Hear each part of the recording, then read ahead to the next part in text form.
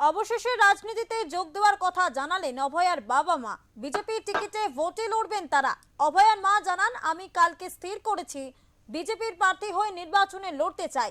মেয়ের বিচার পেতে অবশেষে রাজনীতিতে নাম লেখালেন আরজি করের নিহত ডাক্তারি ছাত্রী অভয়ার মা রত্না দেবনাথ।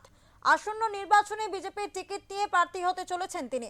বৃহস্পতিবার নিজের মুখেই সে কথা জানান তিনি।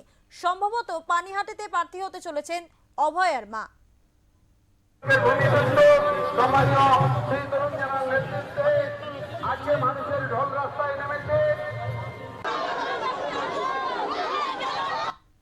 এটা আমি কালকে ডিসাইড করেছি যে বিজেপির প্রার্থী হয়ে আমি দাঁড়াতে চাই।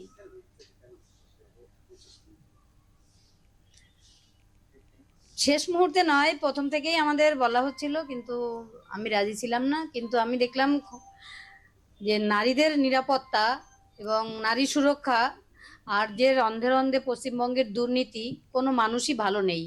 তাই আমি এই তৃণমূলের পুরো মূলটাকেই উপড়ে ফেলার জন্য আমি বিজেপিতে যোগ দিয়েছি। এটা একটু না বললেই কথা এখনো কারো সঙ্গেই হয়নি।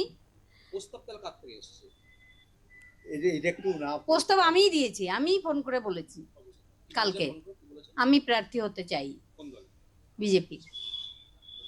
একসময় তো আপনারা বলেছিলেন যে মেয়ের বিচার চাই, কোনো পার্টি বা কোনো রাজনীতি দলের দিকে। এখন দেখছি সেটা মানে খুব কঠিন হচ্ছে লড়াইটা, ওই জন্য বিজেপিতে যোগ দেওয়ার প্রয়োজন। পছন্দ করলেন কেন?